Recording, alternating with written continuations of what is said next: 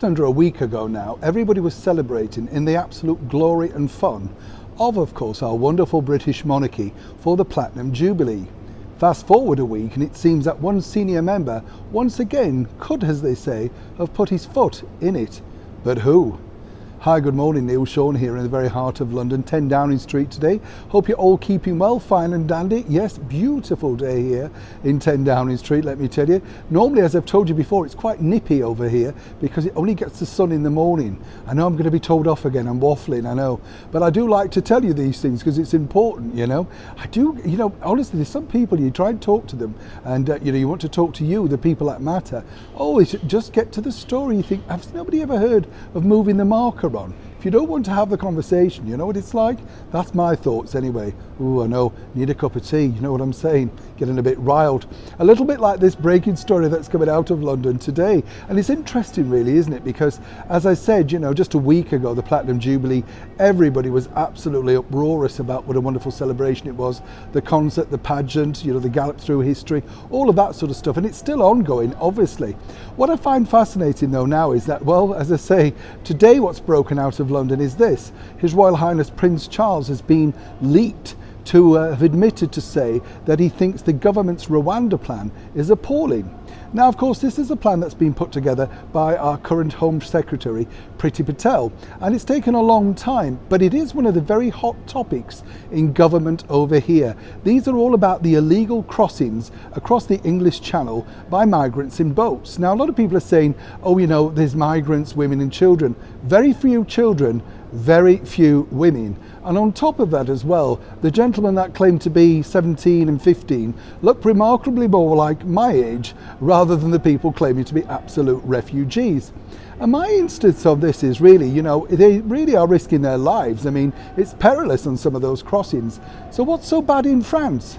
Now, a lot of people are saying, of course, that England is far too soft with all the benefits, the houses and everything that comes with managing to get over here to the United Kingdom.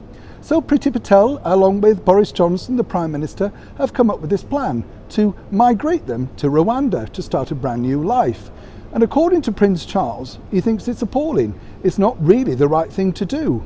But as ever, should our future King of England ever really move into politics? Now what's emerged really is that, well, Prince Charles has seemingly made a big mistake by letting his feelings be known publicly. As we know, we have a monarch on the throne for 70 years who's never really put a foot wrong, doesn't get involved in politics or indeed policy. She's simply our head of state and has done a wonderful job.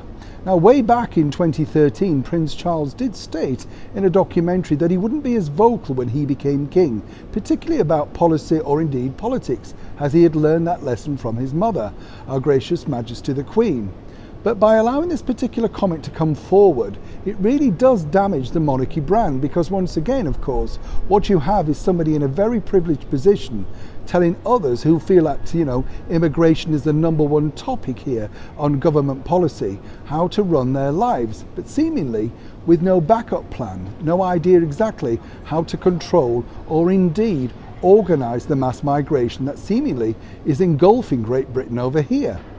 Now, for Prince Charles, of course, he's yet to reiterate any comment regarding that particular statement. And we're not exactly quite sure where it was leaked from, because at this point, no one's stating. But whichever way you look at it, there is a firm lesson to be learned therein. A week ago, everybody absolutely adored Prince Charles, particularly with him bouncing Prince Louis on his knee at that Platinum Jubilee concert. And as I say, fast forward a week, what's turned is very different and very difficult now for Charles to retract, or more importantly, to say exactly what he meant. Now, if he addresses it either way, it's a no-win situation, because right now, over here in the United Kingdom, that is the #1 policy that the British government truly believe is a vote winner.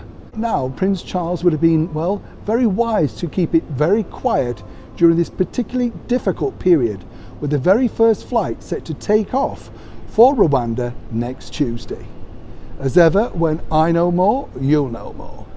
Neil Sean in the very heart of London.